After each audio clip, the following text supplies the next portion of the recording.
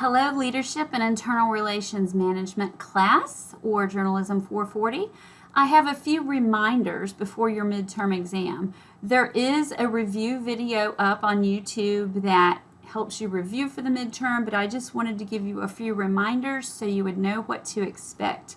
The syllabus says the test is starting tomorrow, but it's actually up and active right now just to give you a little extra time to get there and take the test, but you must do it in one sitting only. It's 50 questions, multiple choice, and true and false. There's only a few true false questions, but please read them very carefully. They're not meant to be misleading, but if you're in a hurry, sometimes you can assume too much. So make sure to read the questions carefully, and you'll have plenty of time to get through the 50 questions. I've given you 2 hours, or actually a little more, 130 minutes, at which time the exam will automatically submit. So don't leave anything blank, or it will submit with blank questions. Just go ahead and wrap it up as quickly as possible, but of course take your time and make sure that you are reading the questions thoroughly.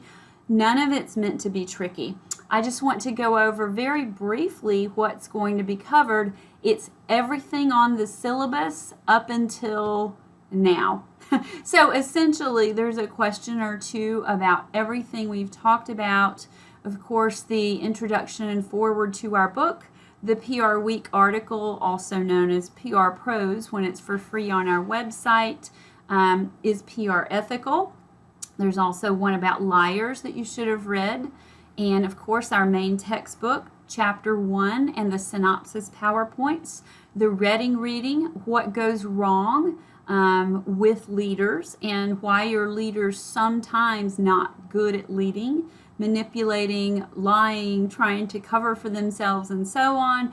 That's a very interesting reading, and it is reflected on the midterm. Of course, Chapter 2 and the synopsis PowerPoint, and then THX 1138. There are at least 1 or 2 questions on that film, and it's nothing specific about what characters were named or where they worked or anything like that.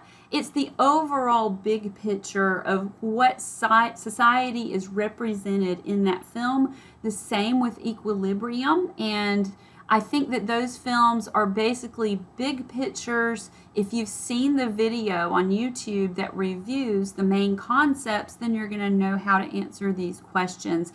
One hint, you might need to look up the word technocracy and see what that means. It's discussed in the video, but I want to make sure that you really understood it. You can look it up anywhere online, a dictionary, etc., just so you have an idea of what that is. But essentially, we're looking at authoritarian versus participative cultures, or Theory X management style versus Theory Y management style, as discussed in the reading. And don't forget, for the films, there's normally a review sheet and 1 or 2 videos on YouTube for you to watch. So the textbook, Chapter 2, the trait approach to leadership, meaning what are the management traits, what things make a good manager, kind of like what you looked at for your ISDP, what types of things would you want to work on. And then the Greenleaf reading from Blackboard, what is servant leadership? Servant leadership is a very ethical approach, and we start talking then about why is ethics important in internal communication and internal relations management. Even conflict and problem solving can be part of ethics, looking for a win-win solution to problems, understanding dignity and respect, and so on. So Chapter 3 is all about ethics, and it does give you a PowerPoint up on our Blackboard site. Chapter 4, of course, further detail. We also talk about mission, vision, and values. Now, value statements are really part of the ethics reading, but how are mission, vision, and value statements different? How are they similar? What do they guide discreetly? How is each one slightly different from the other? Then, of course, the film Equilibrium. Again, I'm not going to ask you what was the name of Christian Bale's character. I don't even remember those types of details, but I will ask you about the power structure that we saw in that society, what it represented in terms of internal communication, what are some best practices that were not used in that film. And the equilibrium exercise on Blackboard should help guide you with that. I hope you all had a wonderful Memorial Day, and then of course have been progressing with your reading of chapters 5, 6, and 7.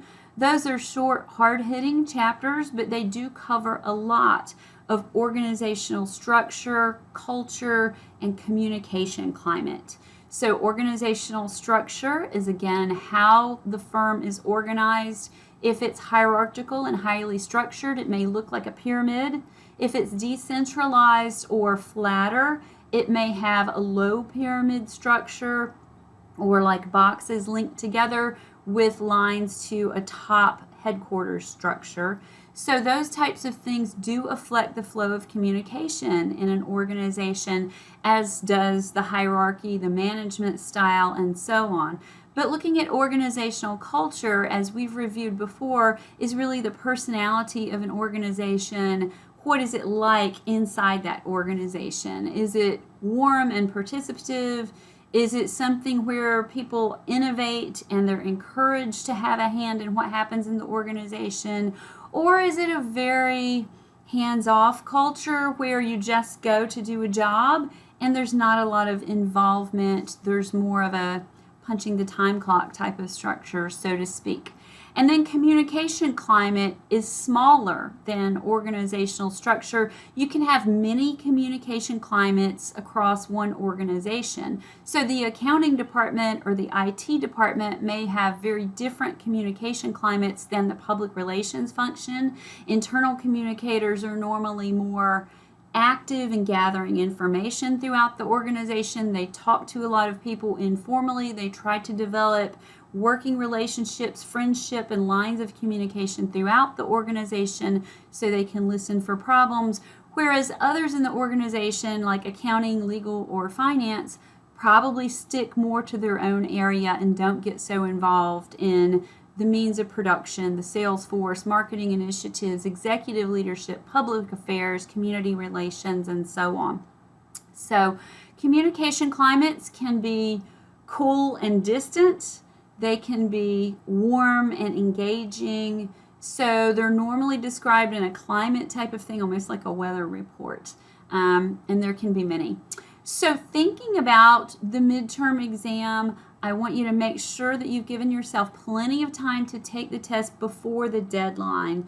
Sometimes Blackboard has outages, or if your internet service provider has an outage, I'm going to need to let you back into the exam. It's a way to make sure that people are not cheating, because then you'll get a different set of questions, etc. And I have to reset that exam. So you'll need to email me right away. And I don't live on email, believe it or not. I'm doing a lot of other research and projects, but I will get to it as quickly as I can if I see something like that. I try to watch for it when an exam's happening, but it might take me a while to get to the computer and reset. So give yourself time before the deadline. The final deadline is there in red on the syllabus, and that means you have to have submitted the exam, finished it, and click submit before that deadline. So don't get shut out and have a bad grade because some internet problem. Give yourself a cushion, a window. Don't do it on the last day.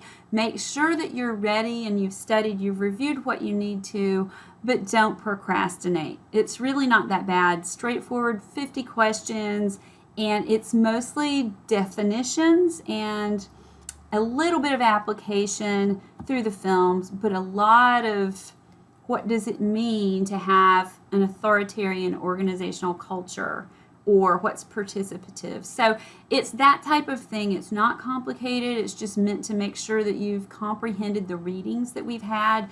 There's been a good bit of readings for this course, but we're going to keep moving after you do the exam. So make sure that you've completed that exam and move forward with the next week on the syllabus. And I will look forward to seeing you sometime soon in the next video. Take care and let me know if you have any issues or questions with the midterm. Good luck. You're not going to need it. You need preparation, and that's it. So take care. Thanks.